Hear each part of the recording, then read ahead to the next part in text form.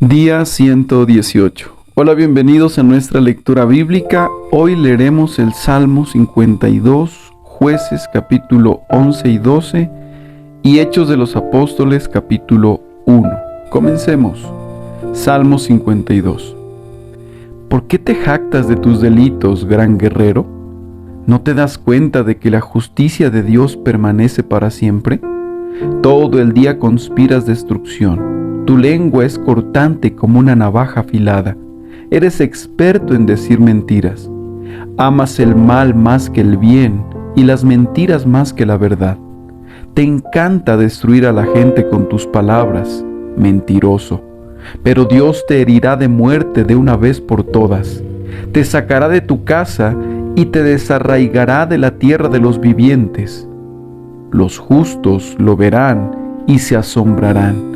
Se reirán y dirán: miren lo que les pasa a los guerreros poderosos, que no ponen su confianza en Dios, sino que confían en sus riquezas y se vuelven más y más atrevidos en su maldad. Pero yo soy un olivo que florece en la casa de Dios, y siempre confiaré en su amor inagotable. Te alabaré para siempre, oh Dios, por lo que has hecho. Confiaré en tu buen nombre, en presencia de tu pueblo fiel. Jueces capítulo 11. Jefté era un gran guerrero de la región de Galaad. Era hijo de Galaad, pero su madre era una prostituta. La esposa de Galaad tuvo varios hijos, y cuando esos medios hermanos de Jefté crecieron, lo echaron del territorio. Tú no recibirás ninguna parte de la herencia de nuestro padre, le dijeron, porque eres hijo de una prostituta. Así que Jefté huyó de sus hermanos y vivió en la tierra de Tob. En poco tiempo tuvo una banda de rebeldes despreciables que lo seguían. Por ese entonces los amonitas comenzaron a hacer guerra contra Israel. Así que cuando los amonitas atacaron, los ancianos de Galaad mandaron a buscar a Jefté a la tierra de Tob y le dijeron: ven y sé nuestro comandante, ayúdanos a pelear contra los amonitas. Pero Jefté le respondió: ¿acaso no son ustedes los mismos que me odiaban y me echaron de la casa de mi padre? ¿Por qué vienen a buscarme ahora que están en apuros? Porque te necesitamos, contestaron los ancianos. Si marchas al frente de nosotros a la batalla contra los amonitas, te proclamaremos gobernante de todo el pueblo de Galaad. Jefté les dijo a los ancianos: a ver si entiendo bien. Si voy con ustedes y el Señor me da la victoria sobre los amonitas, ¿de veras me harán gobernante de todo el pueblo? El Señor es nuestro testigo, contestaron los ancianos. Prometemos hacer todo lo que tú digas. Entonces Jefté fue con los ancianos de Galaad y el pueblo lo proclamó gobernante y comandante del ejército. En Mizpa, en presencia del Señor, Jefté repitió lo que les había dicho a los ancianos. Luego Jefté envió mensajeros al rey de Amón y le preguntaron: ¿por qué has salido a pelear contra mi tierra? El rey de Amón contestó a los mensajeros de Jefté: cuando los israelitas salieron de Egipto, me robaron la tierra desde el río Arnón hasta el río Jaboc y desde allí hasta el Jordán. Así que ahora devuélvanme mi tierra pacíficamente. En respuesta, Jefté le envió al rey amonita el siguiente mensaje: esto es lo que dice Jefté: Israel no robó ninguna tierra ni a Moab ni a Amón. Cuando los israelitas llegaron a Cades, en su viaje desde Egipto, después de cruzar el Mar Rojo, enviaron mensajeros al rey de Edom para pedirle que les permitiera pasar por su tierra. Pero su petición fue denegada. Entonces le pidieron lo mismo al rey de Moab, pero él tampoco los dejó pasar por su tierra. Por eso el pueblo de Israel se quedó en Cades. Finalmente se fueron rodeando por el desierto los territorios de Edom y Moab. Viajaron a lo largo de la frontera oriental de Moab y acompañaron al otro lado del río Arnón, pero ni una sola vez cruzaron el río Arnón para entrar en Moab, porque el Arnón era la frontera de Moab. Después Israel envió mensajeros al rey Sehón de los amorreos, quien reinaba desde Hesbón, a fin de pedirle permiso para atravesar su territorio y llegar a su destino. Pero el rey Sehón no confiaba lo suficiente en Israel para dejarlo pasar por su tierra. En cambio, movilizó a su ejército en Jahaza y atacó a los israelitas. Pero el Señor, Dios de Israel, le dio a su pueblo la victoria sobre el rey Sehón.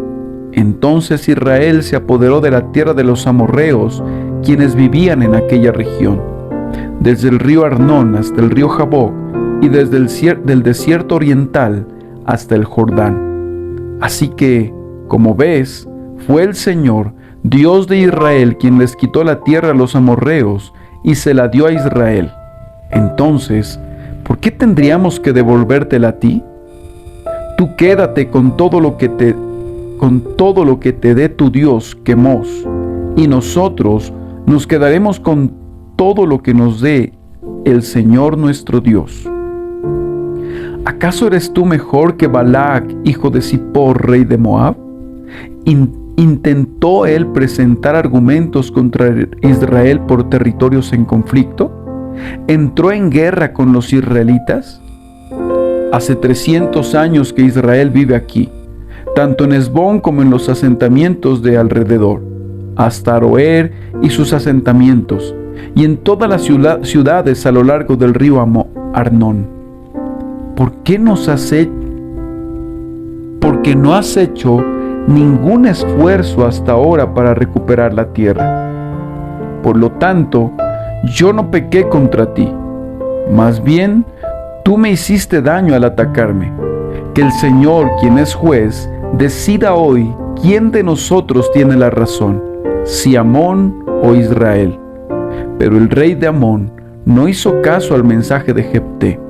En esa ocasión, el Espíritu del Señor vino sobre Jefté, y él recorrió toda la tierra de Galaad y de Manasés, incluida Mizpa en Galaad, y desde allí lideró al ejército contra los amonitas. Y Jefté hizo un voto al Señor: si me das la victoria sobre los amonitas, yo entregaré al Señor al primero que salga de mi casa para recibirme cuando regrese triunfante. Lo sacrificaré como ofrenda quemada. Así que Jefté dirigió al ejército contra los amonitas, y el Señor le dio la victoria. Aplastó a los amonitas, devastó unas 20 ciudades desde Aroer hasta una zona cerca de Minit, y desde allí hasta Abel-Keramim. De esa forma, Israel derrotó a los amonitas. Cuando Jefté volvió a su casa en Mizpa, su hija salió a recibirlo, tocando una pandereta y danzando de alegría. Ella era su hija única, ya que él no tenía más hijos ni hijas. Cuando la vio, se rasgó la ropa en señal de angustia. «Hija mía», clamó, «me has destruido por completo, me has traído una gran calamidad, pues hice un voto al Señor y no puedo dejar de cumplirlo». Y ella le dijo: «Padre, si hiciste un voto al Señor, debes hacer conmigo lo que prometiste, porque el Señor te ha dado una gran victoria sobre tus enemigos los amonitas. Pero antes, permíteme hacer una sola cosa. Déjame subir a deambular por las colinas y a llorar con mis amigas durante 2 meses, porque moriré virgen». «Puedes ir», le dijo Jefté, y la dejó salir por el término de 2 meses. Ella y sus amigas subieron a las colinas y lloraron porque ella nunca tendría hijos. Cuando volvió a su casa, su padre cumplió el voto que había hecho, y ella murió virgen. Así que se hizo costumbre en Israel que las jóvenes israelitas se ausentaran 4 días cada año para lamentar la desgracia de la hija de Jefté. Jueces capítulo 12. Luego los hombres de Efraín movilizaron a un ejército y cruzaron el río Jordán hasta Safón. Entonces enviaron el siguiente mensaje a Jefté: «¿Por qué no nos llamaste para que te ayudáramos a luchar contra los amonitas? Quemaremos tu casa contigo adentro. Jefté respondió: yo los convoqué cuando comenzó el conflicto, pero ustedes se negaron a venir. No quisieron ayudarnos a luchar contra Amón. De modo que, al ver que no vendrían, arriesgué mi vida y salí a combatir sin ustedes, y el Señor me dio la victoria sobre los amonitas. Así que, ¿por qué vienen ahora a pelear conmigo? La gente de Efraín contestó: ustedes, los de Galaad, no son más que fugitivos de Efraín y de Manasés. Entonces Jefté reunió a todos los hombres de Galaad, atacó a los hombres de Efraín y los derrotó. Jefté tomó control de los vados del río Jordán, y cada vez que un fugitivo de Efraín trataba de cruzar para volver a su tierra, los hombres de Galaad lo desafiaban preguntándole: ¿eres miembro de la tribu de Efraín? Si decía el hombre: no, no lo soy, ellos le pedían que pronunciara la palabra Shibolet. Si era de Efraín, diría Sibolet, porque a la gente de Efraín le cuesta pronunciar bien esa palabra. Entonces se lo llevaban y lo mataban en los vados del Jordán. En total, mataron a 42,000 de la tribu de Efraín en esos días. Jefté fue juez de Israel durante 6 años. Cuando murió, lo enterraron en una de las ciudades de Galaad. Después de la muerte de Jefté, Ibzán de Belén fue juez de Israel. Tuvo 30 hijos y 30 hijas. Envió a sus hijas a casarse con hombres que no pertenecían a su clan, y trajo 30 mujeres jóvenes que tampoco eran de su clan, para que se casaran con sus hijos. Ibzán fue juez de Israel durante 7 años. Cuando murió, lo enterraron en Belén. Después de la muerte de Ibzán, Elón, de la tribu de Zabulón, fue juez de Israel durante 10 años. Cuando murió, lo enterraron en Ajalón, en la tierra de Zabulón. Después de la muerte de Elón, fue juez de Israel Abdón, hijo de Gilel, de Piratón. Tuvo 40 hijos varones y 30 nietos varones, quienes cabalgaban sobre 70 burros. Fue juez en Israel por 8 años. Cuando murió, lo enterraron en Piratón, en Efraín, en la zona montañosa de los amalecitas. Hechos capítulo 1. Teófilo, en mi primer libro, te relaté todo lo que Jesús comenzó a hacer y a enseñar, hasta el día que fue llevado al cielo, después de haberles dado a sus apóstoles escogidos instrucciones adicionales por medio del Espíritu Santo. Durante los 40 días después de que sufrió y murió, Cristo se apareció varias veces a los apóstoles y les demostró con muchas pruebas convincentes que Él realmente estaba vivo. Y les habló del reino de Dios. Una vez, mientras comía con ellos, les ordenó: no se vayan de Jerusalén hasta que el Padre les envíe el regalo que les prometió, tal como les dije antes. Juan bautizaba con agua, pero en unos cuantos días ustedes serán bautizados con el Espíritu Santo. Así que mientras los apóstoles estaban con Jesús, le preguntaron con insistencia: Señor, ¿ha llegado ya el tiempo de que liberes a Israel y restaures nuestro reino? Él les contestó: solo el Padre tiene la autoridad para fijar esas fechas y tiempos, y a ustedes no les corresponde saberlo, pero recibirán poder cuando el Espíritu Santo descienda sobre ustedes, y serán mis testigos, y le hablarán a la gente acerca de mí en todas partes, en Jerusalén, por toda Judea, en Samaria y hasta los lugares más lejanos de la tierra. Después de decir esto, Jesús fue levantado en una nube mientras ellos observaban, hasta que ya no pudieron verlo. Mientras se esforzaban por verlo ascender al cielo, 2 hombres vestidos con túnicas blancas de repente se pusieron en medio de ellos. «Hombres de Galilea», les dijeron, «¿por qué están aquí parados mirando al cielo? Jesús fue tomado de entre ustedes y llevado al cielo, pero un día volverá del cielo de la misma manera en que lo vieron irse. Después, los apóstoles regresaron del Monte de los Olivos a Jerusalén, a 1 kilómetro de distancia. Cuando llegaron, subieron a la habitación de la planta alta de la casa donde se hospedaban. Estos son los nombres de los que estaban presentes: Pedro, Juan, Santiago, Andrés, Felipe, Tomás, Bartolomé, Mateo, Santiago, hijo de Alfeo, Simón, el celote, y Judas, hijo de Santiago. Todos se reunían y estaban constantemente unidos en oración, junto con María, la madre de Jesús, varias mujeres más y los hermanos de Jesús. Durante aquellos días, cuando aproximadamente 120 creyentes estaban juntos en un mismo lugar, Pedro se puso en pie y se dirigió a ellos.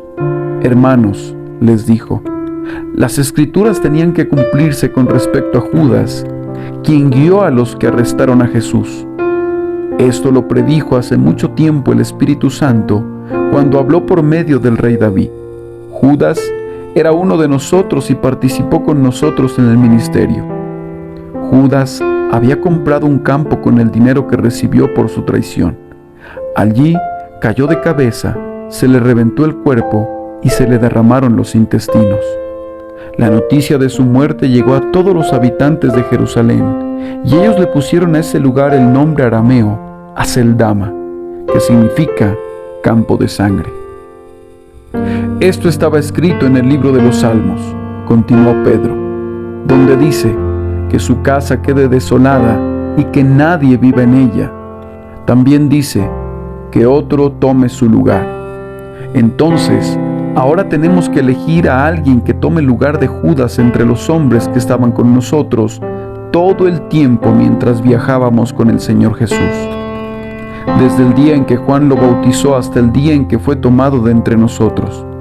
El que salga elegido se unirá a nosotros como testigo de la resurrección de Jesús». Así que propusieron a 2 hombres, a José, a quien llamaban Barsabás, también conocido como Justo, y a Matías. Después, todos ellos oraron: «Oh Señor, tú conoces cada corazón. Muéstranos a cuál de estos hombres has elegido como apóstol para que tome el lugar de Judas en este ministerio, porque él nos ha abandonado y se ha ido al lugar que le corresponde». Entonces echaron suertes y Matías fue elegido para ser apóstol con los otros 11.